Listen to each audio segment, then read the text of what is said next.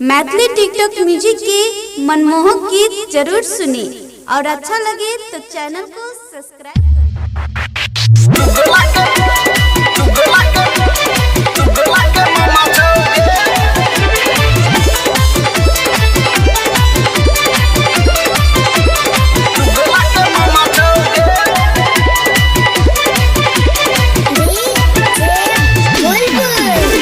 सब सखी मिल के खेले सामा रास्ते में मिल गए चुगला के मामा। हाँ सब सखी मिल के खेले सामा रास्ते में मिल गए चुगला के मामा। अरे चोर चोर सोर नहीं करही, अरे चोर चोर सोर नहीं करही गे बहिना।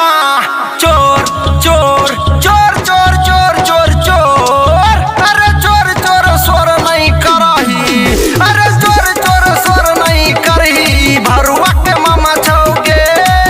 अरे चोर चोर सोर नहीं करही चुगला के मामा छौगे। चुगला के चुगला के चुगला के मामा छौगे।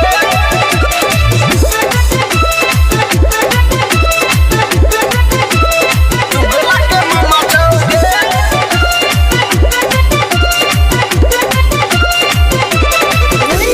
घरे घरे जाके चुगला चुगली लड़ाबै छै, सबे बहिना मिल के चुगला के झरकाबै छै। सबे बहिना मिल के चुगला के झरकाबै छै। घरे घरे जाके चुगला चुगली लड़ाबै छै, सबे बहिना मिल के है चुगला के झरकाबै छै। चुगला के झरकाबै छै, चुगला के झरकाबै छै। अरे चोर चोर सोर नहीं करही गे बहिना।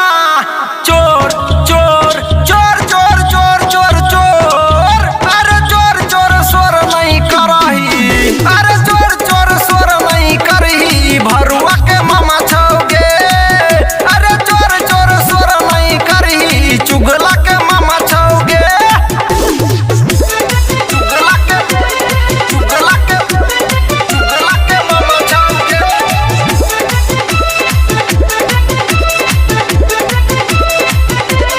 चुगला के मामा छौगे।